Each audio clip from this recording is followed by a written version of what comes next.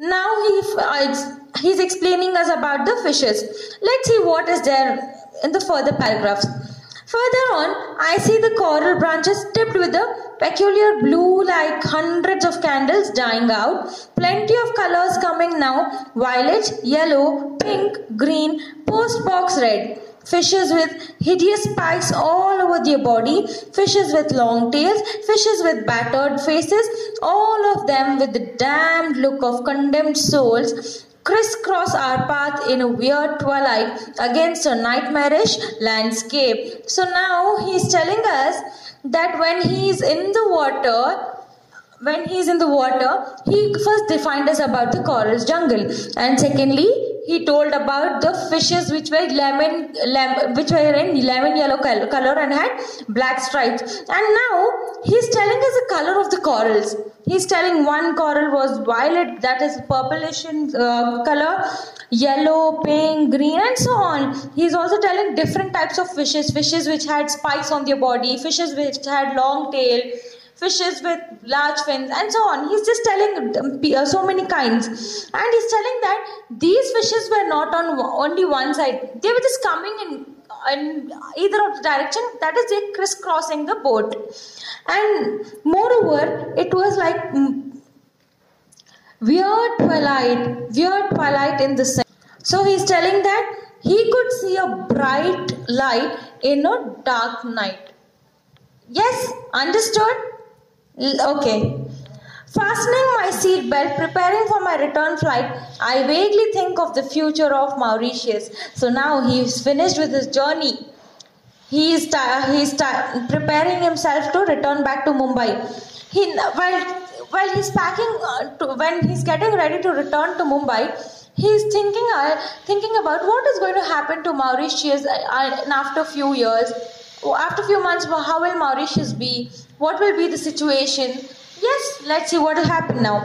Will it be able to preserve its pristine charm? He's telling that, can this island preserve its charm? Can it preserve its beauty? It has no population problem. He's telling that the island is not overpopulated. It's filled with maximum number of people. Now, with its 8,50,000 people evenly spread over in a small island from 60 kilometer to 54 kilometer stretch, there are 8,50,000 people staying. Can you imagine how small the island is and how many people are dwelling there? Yes, so he's telling that this strength is enough for the island, and he's also telling that how will it be able to continue with its beauty? Can this island have this beauty forever? Let's see what are his assumptions. There is hardly any unemployment question yet. People seem to live fairly well at all levels. The government is aware of all these advantages but seems to feel a certain nervousness about as economy is so dependent basically on a single commodity, that is sugar. So he's telling that there is no issues with the employment. No, people have no work issues there. But the only problem with the government is the island is famous for sugar. That is, it yields sugar cane. So now the government has to depend only on the sugar cane fields for their economy. That is, for their income.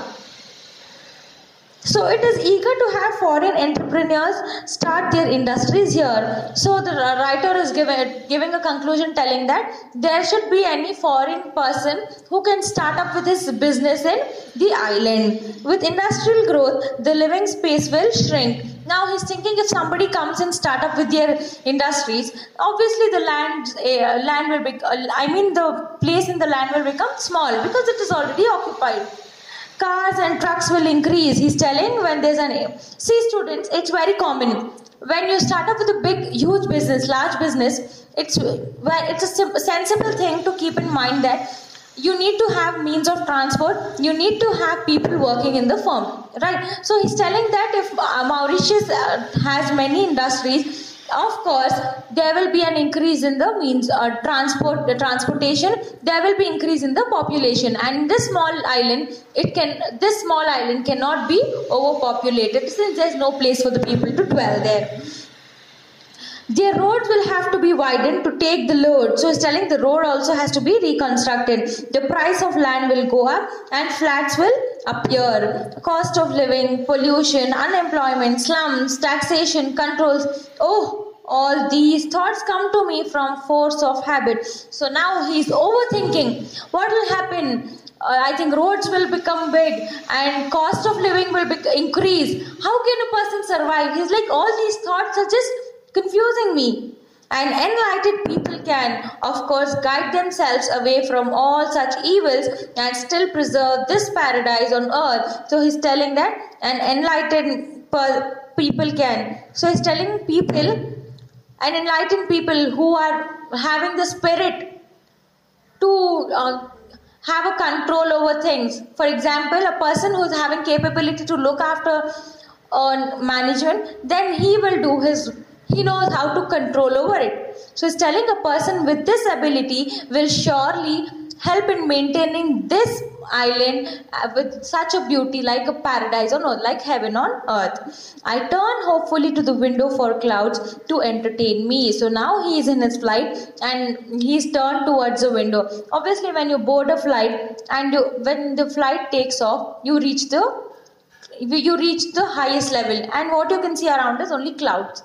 Right, so he's telling that when he turned towards his window side, he could see the clouds all around him. But the sun has set. He's telling that it was a sunset. He boarded his flight in the evening. It was a sunset time. It is dark outside, and I shall be in India in a few hours. So he's telling that I've boarded my flight. It's dark anyways because the sun has set, and I will reach India in few more hours. Hope you've enjoyed this lesson, and this lesson we've learnt about an island. Moreover, we've learnt about the struggle for the island. Then we learnt about how many types of people stay here. We learned the way how they live, and moreover we also learned that this island is a tourist place and it's famous for its timber, spices and especially sugar, because it has many sugarcane fields all over. And lastly, we learn about the water life. That is about the corals, fishes, and all different types in it. It's an amazing and interesting part to learn about coral reef, right? Yes, when you all grow up, do visit a marine water. Go to a water body, do scuba diving. You'll enjoy it. You'll explore the beauty of the nature. You'll start appreciating the creation, right? You'll start appreciating the creator, and we cannot imagine doing all these things because it's all in the hand of Almighty, right? Hope you've understood this lesson. Children, I want you all to go through the lesson and learn the meanings thoroughly. Thank you.